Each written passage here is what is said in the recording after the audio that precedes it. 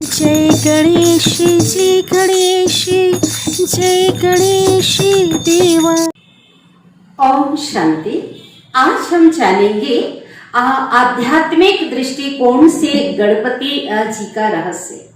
गणेश चतुर्थी हर वर्ष भादो माह की शुक्ल पक्ष की चतुर्थी को मनाया जाता है और गणेश की जो पूजा है पूरे भारत वर्ष में बहुत ही श्रद्धा से की जाती है। हर एक घरों में जो गणपति की कोई ना कोई निशानी अवश्य मिलेगी, चाहे पीतल की हो, लकड़ी का हो या कोई मेटल का हो, हर एक जो से बहुत ही सम्मान से अपने घर में रखते हैं। साथ ही जो भी कोई भी मांगलिक कार्य हो या शादी ब्याह की बात हो, धार्मिक अनुष्ठान की बात हो या कोई भी शुभ अवसर जब भी होता है तो सर्वप्रथम उसकी पूजा की जाती है, उसका आह्वान किया जाता है, आराधना की जाती है। सभी देवों में उसे प्रथम स्थान मिला हुआ है और वे शिव के पुत्र माने जाते हैं। ठीक है, लेकिन इसके पीछे आध्यात्मिक रहस्य को कोई भी नहीं जानते हैं, क्योंकि जब लोग सुनते हैं कि गणेश जी का निर्माण कैसे हुआ, उनका जन्म कैसे हुआ, तो बहुत विस्मित हो जाते हैं और साथ ही साथ अनेक प्रश्न उनके अंदर उत्पन्न हो जाते हैं। तो बहुतों को पता भी नहीं होगा, आप में से बहुतों को तो आप जान लेते हैं आज की शास्त्रों में क्या वर्णित है कि गणेश का जन्म कैसे हुआ। कहते हैं पार्वती ने अपने शरीर के मैल से एक शिशु का निर्माण किया। ठीक है, तो कई विचारक जो हैं, बहुत बड़े जो विद्वान हैं, इस पे विचार करते हैं, अपना प्रश्न चिन्ह छोड़ देते हैं कि कहते हैं कि पार्वती जी ने कितने दिनों तक स्नान नहीं किया था जो इतने मैल उनके शरीर से निकले, जो एक शिशु का निर्माण हो सका। क्योंकि 50 वर्ष तक भी अगर कोई स्नान ना करे तो भी इतने मैल नहीं निकलेंगे। तो इसके पीछे रहस्य क्या है? इसके पीछे बहुत बड़ा आध्यात्मिक रहस्य छिपा हुआ है और एक एक रहस्य के बारे में आज जो है हम उल्लेख करेंगे। तो पार्वती कौन थी? कोई शंकर की पार्वती की बात नहीं है। देखो, जो ईश्वर है परमात्मा निराकार है, ज्योति स्वरूप है, सभी धर्म के आत्माओं के पिता है और जिनके यादगार ज्योतिर्लिंग के रूप में, शिवलिंग के रूप में आज पूजी जाती है। तो परमात्मा से हम आत्माओं का इसका सर्व संबंध है। आज हम सभी प्रार्थनाओं में गाते हैं, याद करते हैं, क्या कहते हैं? त्वमेव माता च पिता तुम्हें हो, त्वमेव बंधु सखा तुम्हें हो, सर्व संबंध उनसे जोड़ते हैं। इसी प्रकार परमात्मा हर आत्माओं की कौन है? सजन है। तो हर आत्मा उनकी सजनी है, अर्थात तो शिव की पार्वती है। जब आत्मा परमात्मा के घर से इस सृष्टि रंगमंच पर पाठ बजाने आती है, अपना अभिनय करने आती है, तो क्या होता है कि देह अभिमान में आ जाती है। तो देह अभिमान में आने के बाद जो है उसमें अपने आप को भूल जाती है, अपने को शरीर मानकर चलती है और एक देह अभिमान से अनेक अभिमान की उत्पत्ति होती है। धन का अभिमान, रूप का अभिमान, पद पोजीशन का अभिमान, गुणों का अभिमान।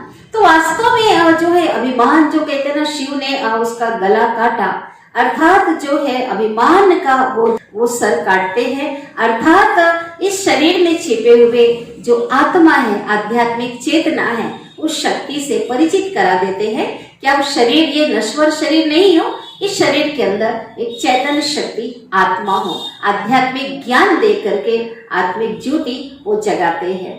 तो वास्तव में हाथी का सिर लगाना अर्थात हमें जो है देह अभिमान को हमसे दूर करके ज्ञानवान बना देते हैं। तो ये ज्ञानी व्यक्ति का ही प्रतीक है। तो ज्ञान का सागर किसको कहा जाता है? ईश्वर को कहा जाता है। बुद्धिवानों की बुद्धि, ज्ञान का सागर।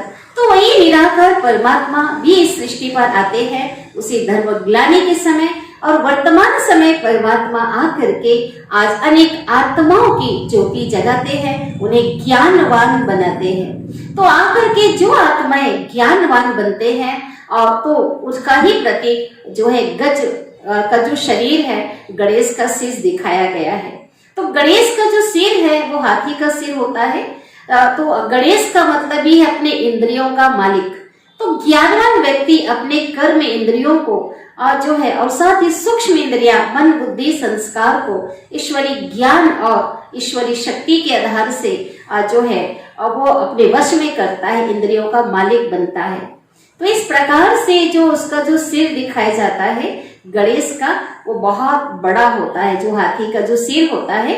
और वैसे भी जो हाथी है सभी प्राणियों में सबसे ज्यादा बुद्धिमान उसे माना गया है। तो इस प्रकार से विशाल सिर विशाल बुद्धि का प्रतीक है कि पहले जो ज्ञान आत्माओं को, मनुष्य आत्माओं को नहीं था, परमात्मा के सानिध्य में आकर वो शिव परमात्मा जो ज्ञान के सागर हैं उनके द्वारा जो है उनकी छोटी सी बुद्धि विशाल बन जाती है, क्योंकि उन्हें आदि मध्य अंत का, सृष्टि के तीनों कालों तीनों लोकों का, रचयिता रचना का, कर्मों की गुह्य गति का, अनेक प्रकार की बातें जो है उनकी बुद्धि में आ जाती है।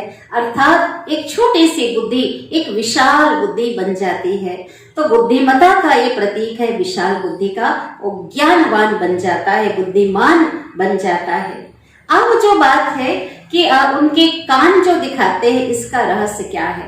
तो कान को क्या दिखाते हैं कि एक सुपड़े की तरह जो कान होता है, पंखे की तरह। तो जो सुपड़ा होता है हम सभी जानते हैं, उसमें क्या करते हैं, जो माताएं बहनें उसमें अपना अनाज फटकती है ना। तो उसमें क्या होता है, जो कचरा होता है ना उससे दूर हो जाता है, और जो अच्छी जो सारी चीजें हैं, अनाज जो होता है वो अंदर बच जाता है। इसी प्रकार जब व्यक्ति ज्ञानवान बन जाता है तो व्यर्थ की जो बातें हैं उनको क्या करता है, उन्हें अपने से दूर कर देता है, और व्यर्थ की बातों को वो सुनते हुए भी नहीं सुनता है। तो इस प्रकार जो श्रवण का भी एक बहुत बड़ा महत्व है कि ज्ञान जब तक श्रवण नहीं किया जाए, कानों से श्रवण करने के बाद जो है वो बुद्धि जो है उसकी तीक्ष्ण बनती है, वो बुद्धिमान बनता है। इसलिए कानों का भी क्या है कि वो यह सुनने की क्षमता, श्रवण शक्ति उसकी बहुत होती है। इस प्रकार ज्ञानी व्यक्ति क्या करता है, वो सुनता सबका है और इस प्रकार ज्ञान को वो ग्रहण करता है। इसी प्रकार से और व्यर्थ की बातों को किनारा कर देता है। अब बात आई उसकी आंखें। हाथी की इतना बड़ा विशाल शरीर, आंखें बहुत छोटी होती है। तो छोटी आंखें होने के कारण भी के बावजूद भी, हाथी की छोटी आंखें होने के बावजूद भी वो छोटी सी जो चीजें हैं, एक सुई भी उसको नजर आ जाती है, छोटी चीज उसे बड़ी नजर आती है। तो ये है कि ज्ञानवान जो व्यक्ति है वो दूर दृष्टि का उसे ज्ञान होता है, दूर की बातों को, आदि मध्य अंत को जान करके तीनों कालों को सामने रख करके जो है वो कार्य करता है, इसलिए बेटर उससे कार्य होते हैं। और एक चीज और इसका रहस्य है कि जब ज्ञानवान बन जाते हैं तो कहते हैं छोटी चीज बड़ी नजर आती है, छोटे को भी वो बड़ों की तरह सम्मान देते हैं। अर्थात हर एक के शरीर में आत्मा को देखते हैं जो कि सबसे श्रेष्ठ है, और उसको सम्मान देते हैं, और उसको जो है उसी अनुसार से उनके साथ व्यवहार में आते हैं। तो इस प्रकार से ये है कि छोटे को भी छोटा नहीं समझना, कहते हैं छोटे सुभान अल्लाह, तो छोटे को भी वो बड़ा समान समझते हैं। ठीक है। और इसी प्रकार से अब बात आती है उसके दांत की। तो हाथी के कहते हैं ना, खाने के दांत अलग, दिखाने के अलग। आज लोगों के दोहरा व्यक्तित्व जो होता है, तो कहते हैं ना कि इसका जो बाहरी स्वरूप अलग है, अंदर तो कुछ और है। लेकिन हाथी के दो दांत दिखाते हैं, दिखाने वाले जो दांत में एक दांत टूटा हुआ और एक साबुत है। तो इसका मतलब कि जो ज्ञानवान व्यक्ति है वास्तविकता में जीता है, कोई दोहरी जो व्यक्तित्व नहीं रखता। एक टूटा हुआ जो दांत है, दंत है, अर्थात दोहरा व्यक्तित्व नहीं रखता है, वो वास्तविकता में जीता है। और एक जो दांत जो साबुत है दिखाने का, अर्थात जब इस ईश्वरी ज्ञान मार्ग में आते हैं तो कई ऐसे रीति रस्म है जो कि परिवार में रहते हुए, गृहस्थ में रहते हुए आज उसको निभाना पड़ता है, जिसे ईश्वर की ज्ञान में हम कहते हैं तोड़ निभाना। परिवार में रहते, समाज में रहते कई ऐसी रीति रस्म विधि से हमको निभाना पड़ता है, दिखाना पड़ता है, दिखाने के लिए करते हैं। तो इस प्रकार से हमें तोड़ निभाने का प्रतीक है, हमको सबको साथ में लेकर के हमें चलना है। अब बात आती है जो मुख है वो क्या दिखाते हैं, बहुत छोटा दिखाते हैं। ठीक है, शरीर के हिसाब से मुख छोटा होता है, अर्थात ज्ञानी व्यक्ति ज्यादा नहीं बोलता, वो थोड़ा ही बोलता है। वो इस प्रकार से थोड़ा बोलेगा, लेकिन उसकी जो बातों में बहुत एक बल होता है, उनकी बातों में एक वजन होता है। यथार्थ बातें वो बोलता है, ज्ञान की बातें वो बोलता है, व्यर्थ की बातें वो नहीं बोलता है। अब जो उनकी सूंड की बात आती है, तो जो सूंड जो है उसमें इतनी शक्ति होती है कि वो क्या करता है, बड़े से बड़े जो पेड़ है उसको भी उखाड़ पाने में सक्षम होता है और उसे उखाड़ कर दूर भी फेंक देता है। कहना चाहिए कि एक बुलडोजर और एक क्रेन का काम करता है। तो इस प्रकार से जो आज जो ज्ञानवान व्यक्ति जो सच में सच्चा ज्ञानी बन गया है, परमात्मा के ज्ञान को अपने जीवन में जिसने समा लिया है, धारण किया है, तो वो अपने अंदर के जो अवगुण है, जो संस्कार है, जो बहुत समय से जो घर किया हुआ है, उसे जड़ से उखाड़ पाने में सक्षम होता है और अपने से निकाल के वो दूर भी उसे फेंक देता है, अर्थात बुराइयों से वो मुक्त रहता है। साथ ही साथ जो सूंड से वो क्या करता है, सभी को ये जो ईश्वर को कहते हैं ना, जो मूर्ति आदि होती है उसको या औरों को भी नमस्ते प्रणाम करता है। तो ये नम्रता का ही एक भी प्रतीक है, औरों को जो सम्मान देने का प्रतीक है। तो जो ज्ञानवान व्यक्ति है वो क्या करता है, सभी को सम्मान देता है, उसका जो व्यवहार है सबके प्रति बहुत ही प्रेमपूर्ण और नम्रता का होता है। हाथी अपने सूंड से क्या करता है, जो जल है अपने ऊपर भी उसके छींटे डालता है, दूसरे के ऊपर भी वो छींटे डालता है। तो ज्ञानवान व्यक्ति क्या करता है कि जो है ज्ञान के छींटे जो है शीतल छींटे से खुद भी शीतल बनता है और वो जो छींटा है ज्ञान का, ईश्वरीय ज्ञान का, औरों के ऊपर भी वो डालता है, अर्थात उन्हें भी शीतल करता है, उन्हें भी ज्ञानदान वो करता है। अब बात आती है जो गणेश जी है, गणेश जी का जो पेट होता है, पेट जो है बहुत बड़ा होता है। तो पेट बड़ा होना लंबोदर कहते हैं, लंबा उदर कहते हैं। तो वास्तव में ये समाने की शक्ति का प्रतीक है, सागर की तरह समाने की शक्ति जो ऐसे व्यक्ति, बुद्धिमान जो व्यक्ति है, जो ईश्वरीय ज्ञान से परिपूर्ण व्यक्ति के अंदर आ जाती है। जैसे सागर होता है उसमें कचरा भी आता है, जल को अंदर करके कचरे को क्या करता है, किनारे कर देता है। तो इसी प्रकार से ज्ञानी व्यक्ति जो है संसार में जो अच्छी बातों को समा लेता है और बुरी बातें हैं जो उसकी काम की नहीं है उसे किनारा कर लेता है। और ऐसे में देखा जाए तो कोई भी चीजें हैं हर परिस्थिति में वो समान रहता है।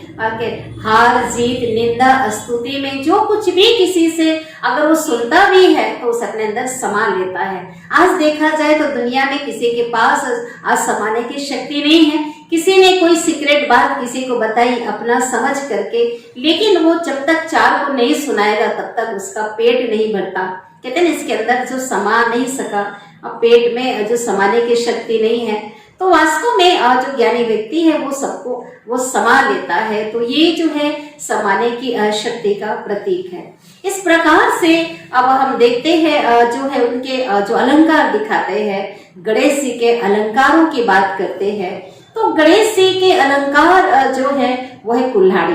अब देवताएं अहिंसक होते हैं, ये बातें स्वयं परमपिता परमात्मा ने हमें बताई है। और हिंसक जो है मनुष्य होते हैं। जो वास्तव में ये जो कुल्हाड़ी से जो की बातें हैं उसमें किसको काटने की बात है, वो तो हिंसा जो है वो अपने बुराइयों को काटने की बात है। जो बुराइयां हैं, काम क्रोध मोह लोभ अहंकार, यही हमारे शत्रु हैं और यही वास्तव में असुर हैं जिनका हमें वध करना है। और साथ ही साथ अपने कर्म बंधन को भी हमें उसमें काटना है। इस प्रकार से ज्ञानी व्यक्ति जो ईश्वरीय ज्ञान की और ईश्वरीय याद की शक्ति के जो कुल्हाड़ा से उन बुराइयों को क्या करता है, खत्म करता है। त्रिशूल भी दिखाते हैं कभी, तो हाथों में त्रिशूल अर्थात तीनों कालों का ज्ञाता, आदि मध्य अंत को बुद्धि में रखकर कार्य करने वाला। तो इस प्रकार से त्रिशूल हो गया। साथ ही कमल का फूल दिखाते हैं कि ज्ञानी व्यक्ति पवित्र जीवन जो व्यतीत करने का प्रतीक है। कि आज संसार में रहते हुए जैसे कमल का फूल कीचड़ में होकर जो है न्यारा प्यारा होता है, कीचड़ का दाग नहीं होता है, उसकी फैमिली पूरी होती है और उसमें पूरा एक संसार होता है कमल का तालाब में।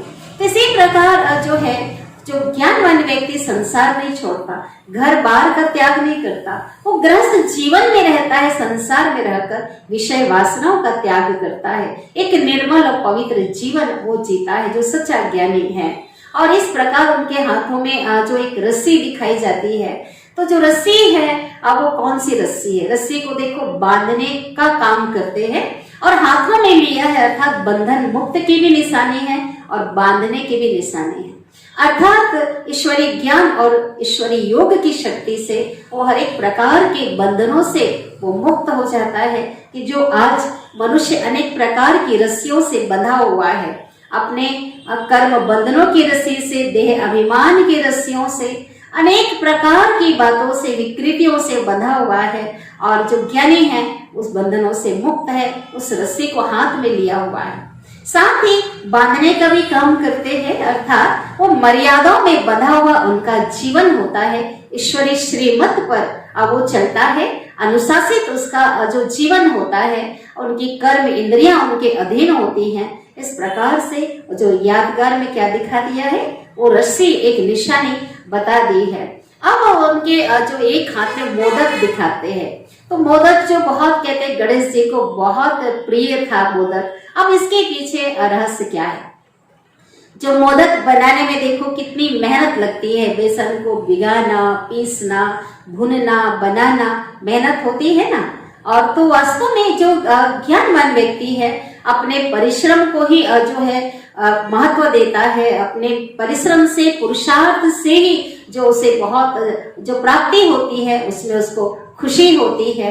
तो इस प्रकार से जो है तो उसे मोदक के रूप में दिखाया। इस प्रकार एकता की भी निशानी है। जो मोदक बनता है ना, वो क्या होता है कि एक उंगली से, हाथ से नहीं बनेगा, पांचों उंगली उसमें जो है उसका सहयोग होता है और तब जो मोदक जो है बनता है। इसी प्रकार से एक जो ज्ञानवान व्यक्ति है वो संगठन में रहता है, संगठन को महत्व देता है, संगठन को लेकर चलता है, एकता में जो है वो रहता है। इस प्रकार से आज भी यादगार में जब भी खुशी के जब पल होते हैं ना, आनंद के पल होते हैं, कोई भी अवसर आता है तो लोगों को मिठाई, लड्डू बांटी जाती है। तो इसी प्रकार से ये खुशी में रहने की भी ये निशानी है।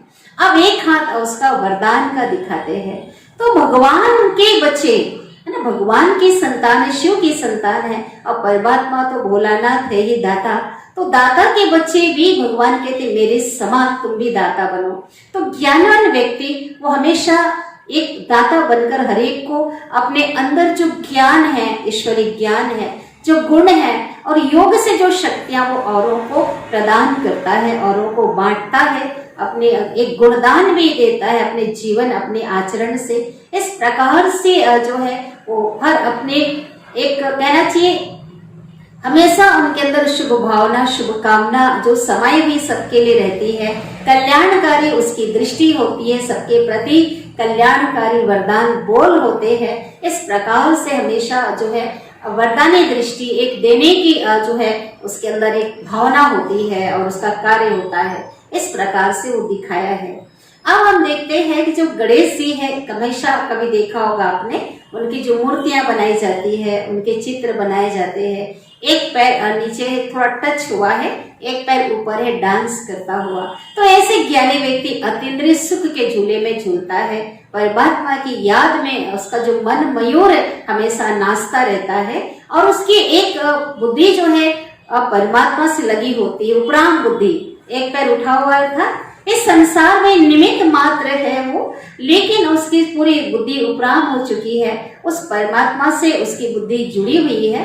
ये संसार में रहते हुए भी वो नाम मात्र न्यारा और प्यारा होकर रहता है। तो इस संसार में वो रहते हुए संसार उसमें नहीं होता है, इसकी वो निशानी है। ये सवारी की बात करते हैं तो उनकी जो सवारी है वो दिखाते हैं मूसक को।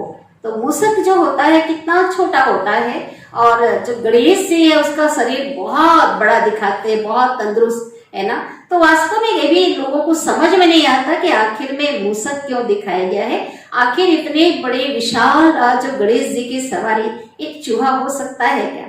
तो इसके पीछे क्या आध्यात्मिक रहस्य है? जो चूहा होता है ना, होता तो छोटा है पर कितना नुकसान करता है। अगर कभी कपड़े की अलमारी में घुस जाए या कहीं किसी ट्रंक में घुस जाए जहाँ कपड़े हैं या कोई भी चीजें हैं, वो कुतर कर सारा महंगे से महंगे जो चीज है उसे क्या कर देता है, कुतर कर सारा नष्ट कर देता है। इसी प्रकार से इसको माया का प्रतीक माना जाता है।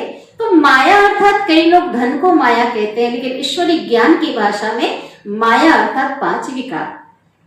काम, क्रोध, मोह, लोभ, अहंकार, ईर्ष्या, द्वेष, घृणा सभी इसमें आ जाते हैं। लेकिन माया के बड़े रूप भी होते हैं और सूक्ष्म रूप भी होते हैं, एक रॉयल रूप भी होता है। तो ज्ञानवान व्यक्ति बड़े बड़े जो है लोग माया के बड़े रूपों को जीतने के बाद जो सच्चा ज्ञानी है उनके सूक्ष्म रूपों को भी जान करके उस पर विजय प्राप्त करता है, अर्थात उसके अधीन नहीं होता है। उनकी रिद्धि सिद्धि जो पत्नी बताई गई है तो उसको यहाँ कहते हैं विधि से सिद्धि। तो परमात्मा ज्ञान और उनकी साधना से, उनकी याद से सभी प्रकार की सिद्धियों को प्राप्त कर लेते हैं। तो इस प्रकार से और विशेष जो दिखाया जाता है, केले का पत्ता विशेष, जो गणेश जी की जहाँ मूर्ति रखते हैं तो केले के पत्ते का विशेष प्रयोग करते हैं। तो इसका भी एक रहस्य है कि जो केले के जो पत्ते को निकालते हैं तो उसके अंदर ही बहुत ही पत्ते पे पत्ते निकलता जाता है। तो कहा जाता है ना, जैसे केले के पात में पात, ऐसे ज्ञानी की बात में बात, अर्थात ज्ञानी व्यक्ति जो है उनकी बातों में बहुत रहस्य समाया हुआ होता है और साथ ही उसके मस्तक पर तिलक चमकता हुआ देखते हैं। तो हमेशा वो आत्मिक स्मृति में होता है और जैसे अपनी मस्ती में, अपनी रूहानी मस्ती में, अपने ईश्वरी ज्ञान और योग की मस्ती में मस्त रहता है। उसे दुनिया से कोई मतलब नहीं होता है, वो हर परिस्थिति में समान होता है। जैसे कि हाथी होता है ना, कहते हैं हाथी जब चलता है तो कुत्ते भले भौंक रहे हो और कोई भी कुछ जानवर भले कुछ उसको उसके आसपास किसी भी प्रकार की हरकत कर रहे हो, वो अपने मस्ती में, अपने चाल में चलता है। इसी प्रकार जो ज्ञानी व्यक्ति है तो उसे किसी का कोई फर्क नहीं पड़ता, कोई उसकी स्तुति कर रहा हो, उसकी कोई निंदा कर रहा हो, कोई कुछ भी कर रहा हो, वो अपने ही मौज में होता है, रूहानी मौज में, ईश्वरी मौज में होता है। और साथ ही सामने जो कलश रखी जाती है, कभी भी आज जो गणेश जो चतुर्थ में जो भी मूर्तियां, चाहे 9 दिन, कहीं 11 दिन, 3 दिन, जहां भी लोग रखते हैं, जो कलश में जो ज्योति जलाई जाती है सामने, और उस ज्योति को बुझने नहीं दिया जाता है। तो ज्योति किसका प्रतीक है? और निराकार परमात्मा शिव का प्रतीक है, ज्योतिर्लिंगम का प्रतीक है। उस ज्योति से लिंग का निर्माण हुआ है ना, तो शिव की यादगार में पिता को सामने प्रतिस्थापित किया जाता है और ज्योति को बुझने नहीं दिया जाता, क्योंकि परमात्मा जो ज्योति स्वरूप है, प्रकाशवान है, उनकी ज्योति सदा जगती रहती है, वो सदा जागती ज्योति है, उनकी ज्योति कभी डिम नहीं होती है और उसके प्रकाश से पीछे जो है आज सभी प्रकाशित होते हैं। इसलिए पहले सम्मान जो है उनके के सूचक में उनको रखा जाता है और पिता ने अपने बच्चों को अपने से भी वो ऊंचा बनाते हैं। आज कितना गणेश जी के ऊपर सभी का सम्मान है, सबसे पहले पूजे जाते हैं। अर्थात ज्ञानी जो व्यक्ति है, जो सच्चा ज्ञानी है, तो उसे सभी पसंद करते हैं और सच में समाज में भी उसका ऊंचा स्थान होता है। उनकी बातों को सभी क्या करते हैं, उसको मानते हैं और इस प्रकार से जो है उसके समीप आने से उनका अंधकार दूर हो जाता है। अपने को बहुत सेफ महसूस करते हैं, अपने को ऐसे व्यक्ति के सानिध्य में आकर लोग हल्का महसूस करते हैं, इसलिए जो है उसका स्थान आज भी ऊंचा है। तो इस प्रकार से अभी जो गणेश चतुर्थी बिल्कुल समय पहुंच गई है, आ गई है और इसकी आज को अग्रिम आप सभी को गणेश चतुर्थी की बहुत बहुत शुभकामनाएं, दिल से शुभ बधाइयां। तो आइए आप हम सभी जो हम शिव की संतान हैं, हम सभी आत्माएं उस परमात्मा के सानिध्य में आकर उनसे वो श्रेष्ठ ज्ञान प्राप्त करके हम भी बहुत बुद्धिमान बने और साथ ही साथ हम सिद्धि को प्राप्त करने वाले बने, उनकी बताई हुई विधि के आधार पे, और साथ ही हम विघ्न विनाशक बने। अपने जीवन से हम समूल विघ्नों को नष्ट करें और औरों के जीवन को भी प्रकाशित करने के, अनेक औरों के जीवन को भी विघ्नों से मुक्त करने के निमित्त बन जाए, माध्यम बन जाए। हमारा जीवन केवल अपने लिए ना हो, हमारे लिए ना हो, हमारे जीवन सबके लिए हो, सबके लिए, सबके शुभम शुभ चिंतक हम बन जाएं। और इसी प्रकार से जो है ये रहा आज का जो आध्यात्मिक रहस्य जो हमने सुना है, वो आपको उससे अवगत कराया है। आशा है आप सभी को ये पसंद आए और आप भी उन गुणों को धारण करके उनके समान बनने का हम सभी क्या करेंगे, प्रयत्न करेंगे। अच्छा, ओम शांति।